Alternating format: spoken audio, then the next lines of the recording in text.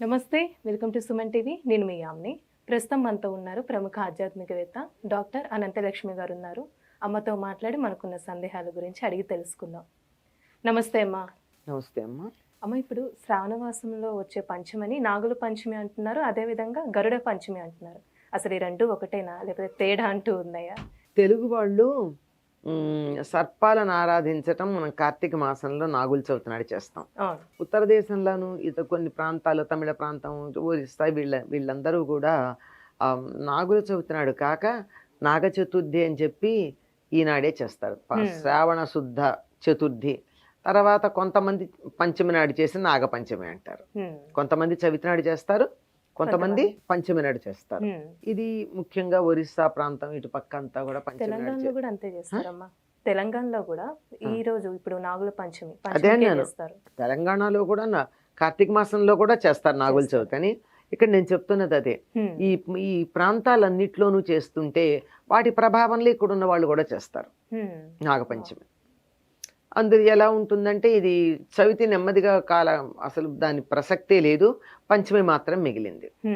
ఇది నాగపంచమి అని. ఈ నాగపంచమిని గరుడ పంచమి అని కూడా అంటారు. సాధారణంగా ఈ నాగపంచమి నాడు ఏం చేస్తారంటే ఇంటి ముందు సర్పాల బొమ్మలు ఇటు అటు ఇంటికి అటు ఇటు వేసే పద్ధతి ఒకటి ఉంది.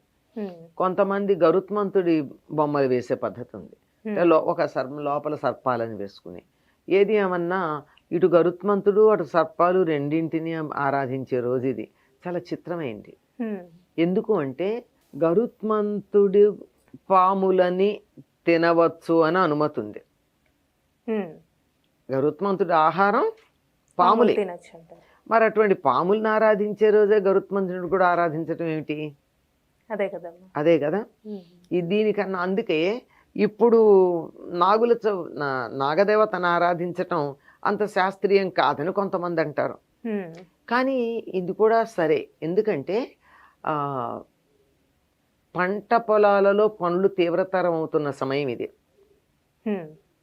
ఇట్లాంటప్పుడు పొలాల్లో పనులు చేస్తూ అక్కడున్న పాముల్ని వాటిని తరివేయడమో చంపడమో చేయడం, లేదా అవే పారిపోయి వచ్చి జనావాసాల్లోకి రావడం జరుగుతూ ఉంటుంది ఈ సమయంలో.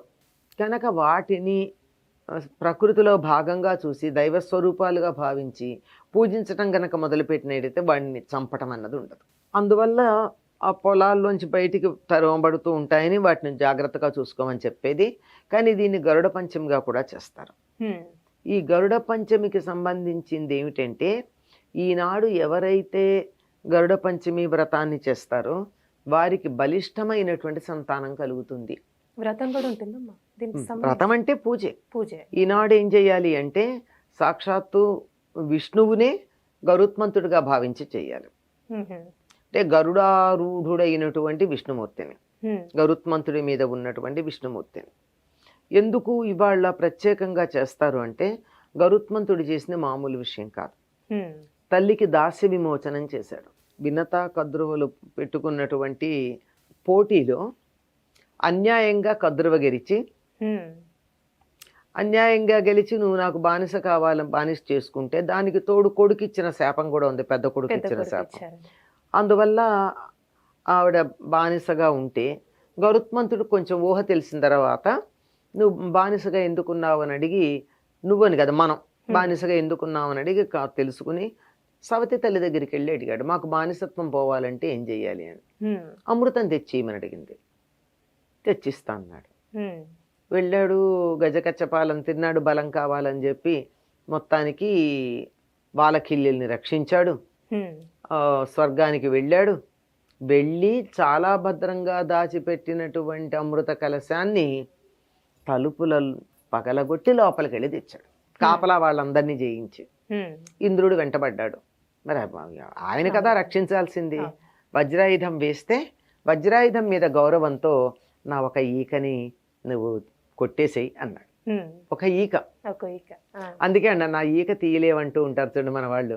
అంటే అంత బలం ఉందన్నమాట. అట్లా వచ్చి అమృతం ఇచ్చాడు కదా.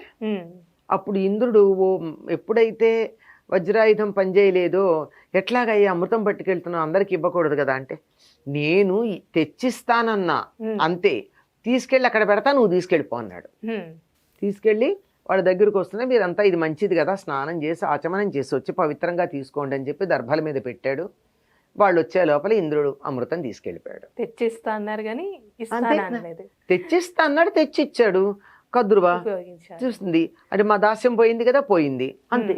అయితే అంటే బలము తెలివి రెండు ఉన్నవాడు గరుత్మంతుడు. తల్లికి దాస్య విమోచనం చేశాడు గనక గరుత్మంతుణ్ణి విష్ణుమూర్తి తన వాహనంగా చేసుకున్నాడు. అతడికి బలం ఒక్కటే ఉండడం కాదండి, తల్లి మీద గౌరవం, సందర్భానుసారంగా తెలివిని ప్రదర్శించటం, ఇవన్నీ కలిగి ఉన్నాడు.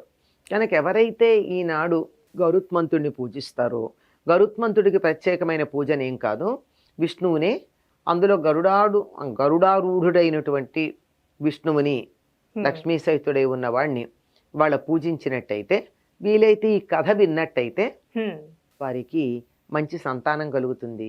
ఇప్పటికే సంతానం కలిగి ఉందనుకో, వాళ్ళు కాదు, వాళ్ళు బుద్ధిమంతులై తల్లి మీద భక్తి కలిగిన వాళ్ళు అవుతారు. ఎంతమంది తెలివి ఉండొచ్చు, అన్నీ ఉంటాయి కానీ తల్లిదండ్రుల మీద గౌరవం ఉండదు కదండి. అట్లా కాకుండా మాతృభక్తి కలిగినటువంటి వాళ్ళు అవుతారు అని చెప్తారు ఈనాడు చేయవలసింది. దీనికి ప్రత్యేకంగా చేసేది అంటే పంచమే అంటారు గనక నాగుపాముల సింబలు వేస్తారు.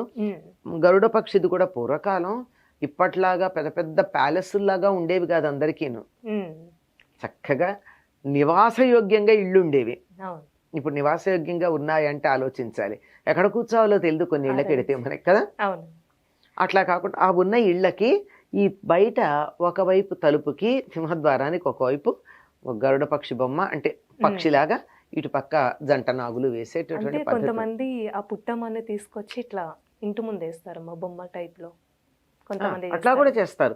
ఒక్కొక్కళ్ళు ఒక్కొక్క పద్ధతి, అన్ని చోట్ల అన్ని ఒకలా అని కాదు, ఒక్కొక్కళ్ళు ఒక్కొక్క ప్రాంతం. ఇంకా దీనికి సంబంధించి ఒరిస్సా ప్రాంతంలో అయితే ఏవో కథలు కూడా ఉన్నాయి. వాళ్ళకేదో వాళ్ళ అమ్మ పూజ చేయకపోతే దానికి శాపం వచ్చిందని, కుమార్తె వెళ్ళవన్నీ మళ్ళీ పూజ చేసినందువల్ల వాళ్ళంతా బతికారని, ఇలాంటి కథలన్నీ ఒరిస్సా ప్రాంతంలో వాళ్ళు చెప్తూ ఉంటారు. చాలా చాలా చాలా ఉంటాయమ్మా, చాలా తేడాలు ఉంటాయి. చాలా చక్కగా తెలియజేస్తారమ్మా, ధన్యవాదాలు.